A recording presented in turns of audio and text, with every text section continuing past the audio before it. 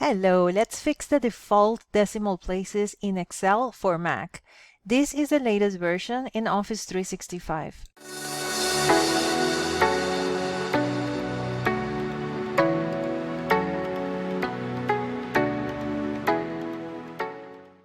Look what happens here. As I type 40, it defaults to 0.40, so we're gonna fix that. Let's cut to the chase and show you how to fix this very quickly. So now we're going to Excel, then select Preferences, right, the second one, and then you're going to choose Edit. Here we're going to uncheck Automatically Insert a Decimal Point, and you're going to notice that as I type the numbers, they're now in whole numbers. Now, what if we want the opposite? What if we want the default to be 2 decimal places or 0.00 each time we type them? There are two ways to go about this.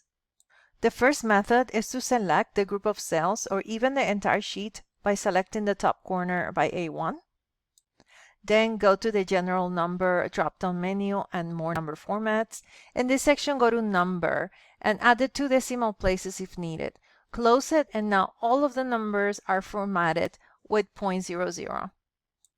Now, if you don't want to go through this step every time you're in a Mac, then we can save this workbook as a template by going to File, Save as Template, and then we're going to select the template folder as you see there, or My Templates, if that is your default option. We're going to close Excel completely to show you how to start a new Excel worksheet with this template. And if you find this video helpful, don't forget to like and subscribe, share, and thank you.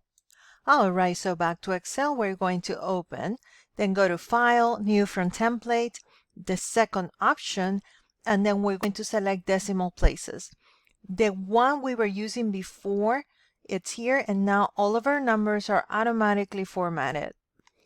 Before you go, don't forget to download from the link in the description the 52 Excel shortcuts for both Mac and Windows. Thank you.